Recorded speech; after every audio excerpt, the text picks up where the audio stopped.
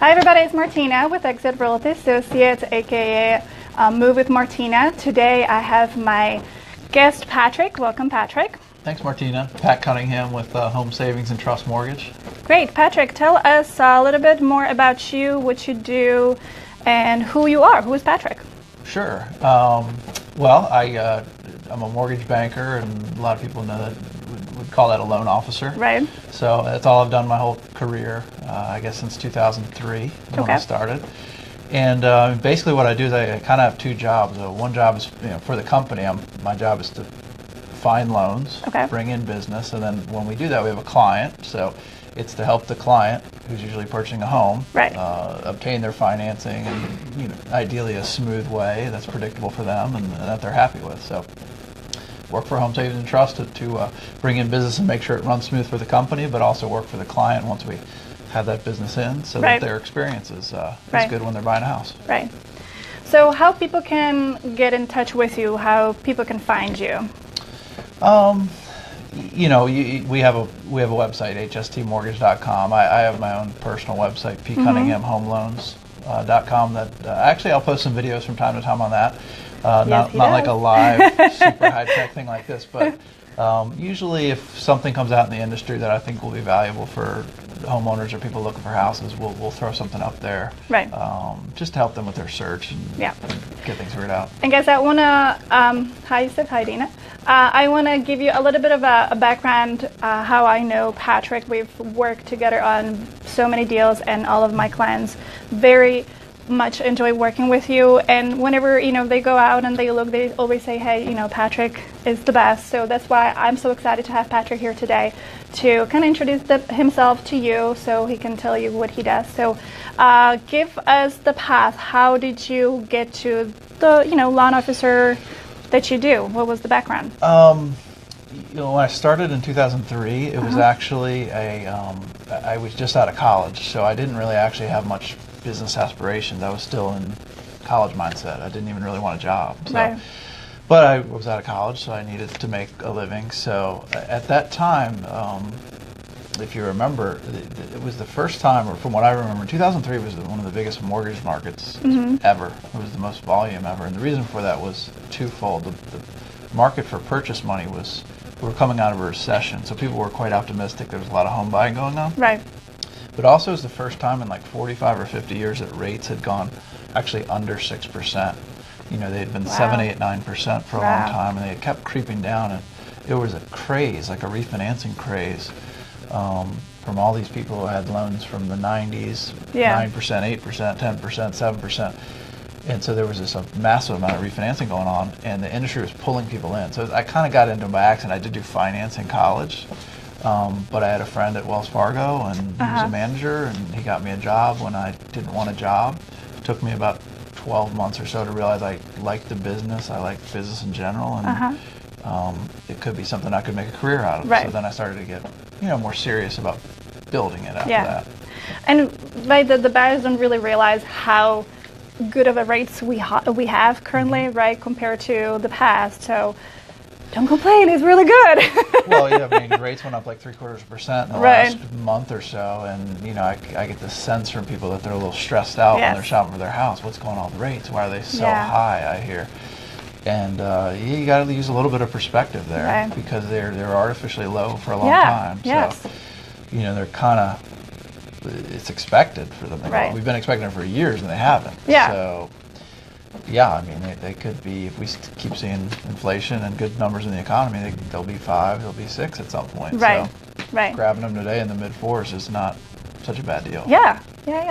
So let's get to the fun stuff. Give me a fun fact, fun story about you. What you got? A fun fact, I have something kind of business related. Okay.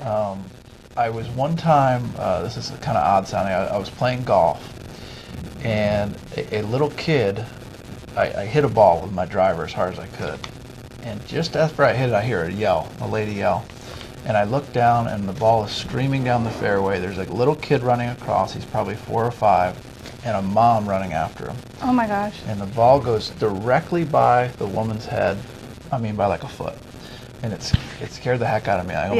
So I jogged up, and I said, "Are you okay? Like, what's going on?" And as I'm getting closer, I said, Elena, is that you? And I realized, because I recognized her, Yeah. and I realized this is a woman I didn't know well at all, but 3 weeks ago she'd come into my office to apply for a mortgage. She was supposed to close the following week, and I didn't even know she lived there. This was in Reston. It was just so random, and I was so shook up because A, I almost killed her, and B, I'm running into someone who I never expected to see. Who happened to be one of my customers who was supposed to close the next week. So we laughed about it, kind of, but and I said, don't run on the fairways. Right. It was just such an odd situation. She was renting a townhouse right along the side of the course. So afterwards, I called her real estate person to say, great news. I got weird news and great news, almost bad news. The deal's all set up for next week. Yeah. We're going to close. But here's what happened. And I told him, and I'll never forget it, the agent's name's Dave. He said, man, you almost killed the deal. Oh, my God. Literally. He actually said literally. Yeah. He said, you literally almost killed the deal. Oh my gosh, that's so I funny. It stood in my mind as a weird business fact forever. Yes, that's a very cool one. Wow, okay. Small world. Small world, yes. Thank you so much, Patrick, for joining me for this little fun thing. One last question I have for you. What would be a tip you could give to a viewer that is listening to you that maybe they don't know or, you know? Yeah, I think a lot of it has to do with working with people you trust, not just in the mortgage business, right. but, you know, I've just seen a lot of these real estate transactions happen. So whether it's working with a real estate professional that you can trust, because, right. I mean, most of the people that are buying houses and doing things, they have jobs, they have families, they have stuff going on. And I find that the ones that aren't working with people that they trust, in your profession and mine, are having to mess with the deal the whole time. It's like they're having to play real estate agent, play loan officer. A lot of people don't realize that once they get a mortgage, they think of it very transactionally. That's something that we want to help you manage going forward. Right. So if you're refinancing, things like that, you shouldn't be like what I'd call an orphan loan. Like, we will watch this for you. We will let you know if there's opportunities. We will do annual reviews with you. And when people will go to refinance those loans, a lot of times they don't know that you can do it without closing costs. So we have ways of showing, you know, we show people, here's a loan with closing costs, and here's a loan without closing costs. What works better for your situation? Right. A lot of times when people go to refinance, they just pay way too much in costs, and they don't ask that question, or they don't even know that's an available, you know, strategy. Yeah. So it's about dealing with people you trust, and then letting them help you manage it. Letting us help you manage it going forward versus just forgetting about it and paying too much over the life of your home. Right, so. Right. Awesome.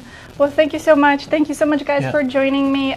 This was awesome. I appreciate you coming here and giving us this interview. You will have Patrick's information below, so if you are in the market to purchase or thinking about refinancing, definitely give him a call. He's my definitely go-to guy. And next week, I'll have Chris here. She does a Chihuahua harness. She has her own company, so it's going to be a fun interview. So don't forget to tune in next Thursday at 1 o'clock. What does she do? Chihuahua harnesses. Oh, and, Chihuahua. Yeah. What is that? Yeah, collars, harnesses, and stuff like that. Awesome. So that's going to be interesting going after you. Guys, thank you so much. I'll see you next week. Bye.